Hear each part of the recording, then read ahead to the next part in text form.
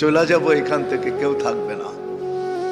যিনি থাকার উনিই যখন থাকেন নাই, কারো কাছে মালাকুল মউত অনুমতি নিয়ে আসে নাই, আসবে না। শুধু একজন মুহাম্মদুর রাসূলুল্লাহ সাল্লাল্লাহু আলাইহি ওয়াসাল্লামের কাছে মালাকুল মউত যখন আসছেন, তো আল্লাহ বলছে বন্ধুর কাছে অনুমতি নিয়ে ঢুকবে, অনুমতি দিলে ঢুকবে, নাইলে ফিরে আসবে। বন্ধু আমার, খবরদার অনুমতি ছাড়া যায় গর্জায় ঢুকা যাবে না।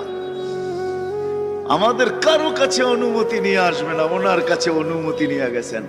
তারপরও বলছে শোনো, ঢুকার অনুমতি দিলেই কিন্তু হাত রাইখা দিবা না, আবার অনুমতি নিবা, রাখবা কি রাখবা না।